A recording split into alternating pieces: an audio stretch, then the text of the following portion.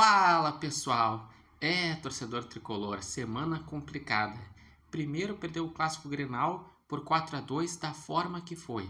Depois, na estreia do Brasileiro, perdeu por 2-1 do Fluminense fora de casa.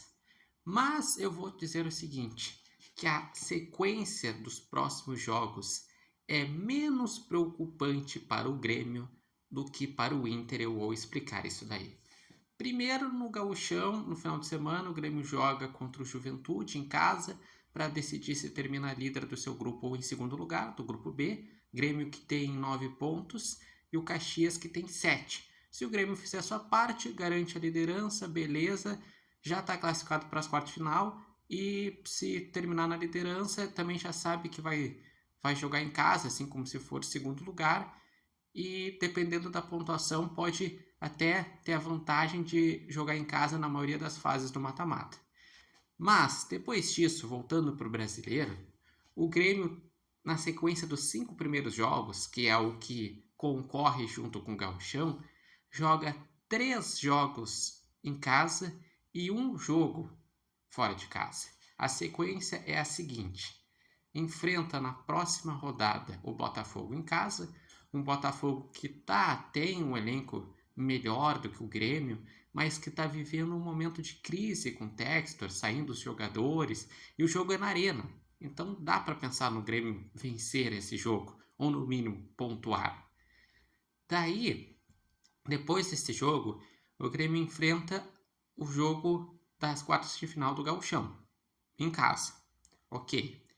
Depois vai enfrentar o São Paulo no Morumbi, um São Paulo que venceu na estreia, mas que sabemos que está vivendo uma crise institucional, que tem sido notícia policial, que está mal no Paulistão, então que não seria nenhum absurdo o Grêmio contra o São Paulo no Morumbi até buscar uma vitória, ou pelo menos pontuar.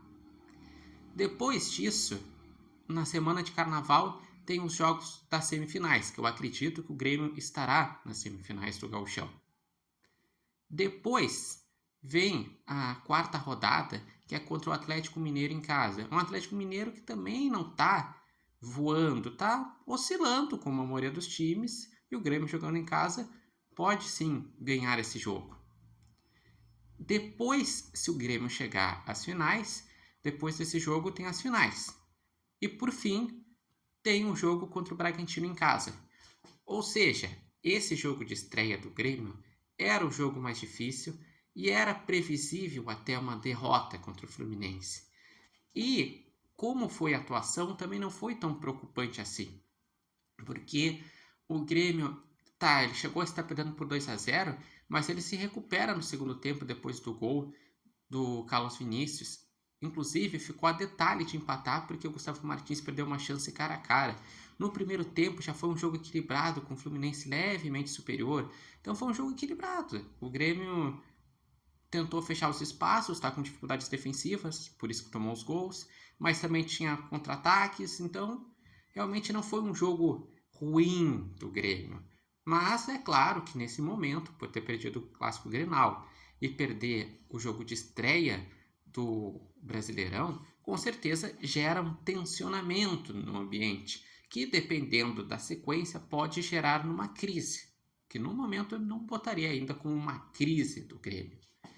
E em relação a esse jogo, o Grêmio ele fez mudanças em relação ao Grenal, pois tinha visto que não tinha dado certo o Grenal. Então, por exemplo, trocou na zaga, que daí estava o Gustavo Martins, porque o Noriega estava ali, porque antes o Gustavo Martins tinha tido um episódio contra o Guarani de Bagé, que tinha perdido um dos dentes. Teve também a troca no meio de campo, que teve o Edenilson jogando centralizado e não o Cristaldo. O Grêmio, que também ele começou com o lateral direito o João Pedro, só que infelizmente ele se lesionou e depois entrou o Marcos Rocha. Então o Grêmio fez mudanças.